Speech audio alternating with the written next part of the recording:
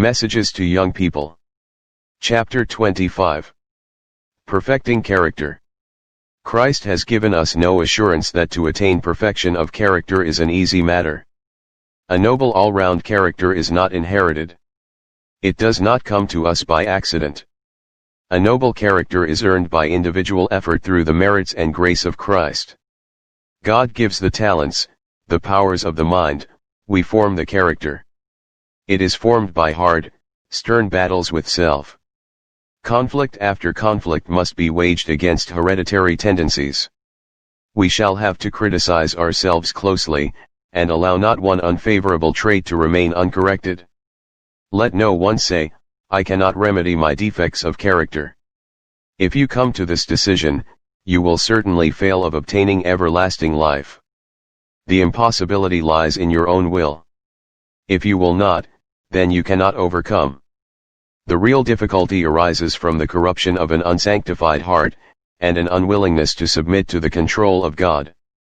Set your mark high. Many whom God has qualified to do excellent work accomplish very little, because they attempt little. Thousands pass through life as if they had no definite object for which to live, no standard to reach. Such will obtain a reward proportionate to their works. Remember that you will never reach a higher standard than you yourself set. Then set your mark high, and step by step, even though it be by painful effort, by self-denial and sacrifice, ascend the whole length of the ladder of progress. Let nothing hinder you. Fate has not woven its meshes about any human being so firmly that he need remain helpless and in uncertainty. Opposing circumstances should create a firm determination to overcome them. The breaking down of one barrier will give greater ability and courage to go forward. Press with determination in the right direction, and circumstances will be your helpers, not your hindrances. Cultivate every grace of character. Be ambitious, for the Master's glory, to cultivate every grace of character. In every phase of your character building you are to please God.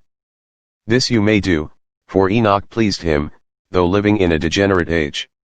And there are Enochs in this our day. Stand like Daniel, that faithful statesman, a man whom no temptation could corrupt. Do not disappoint him who so loved you that he gave his own life to cancel your sins. He says, without me ye can do nothing. Remember this.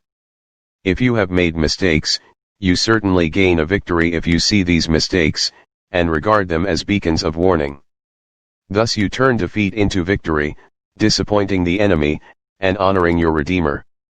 A character formed according to the divine likeness is the only treasure that we can take from this world to the next.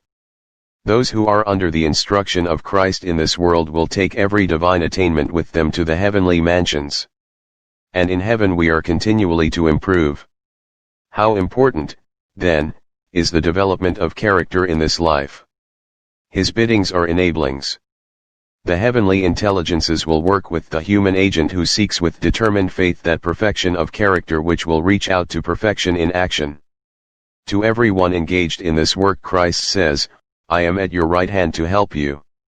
As the will of man cooperates with the will of God, it becomes omnipotent. Whatever is to be done at his command, may be accomplished in his strength.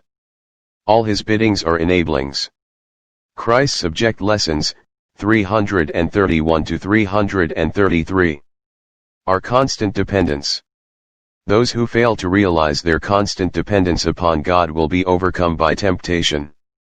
We may now suppose that our feet stand secure, and that we shall never be moved.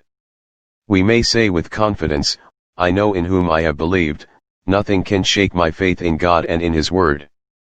But Satan is planning to take advantage of our hereditary and cultivated traits of character, and to blind our eyes to our own necessities and defects.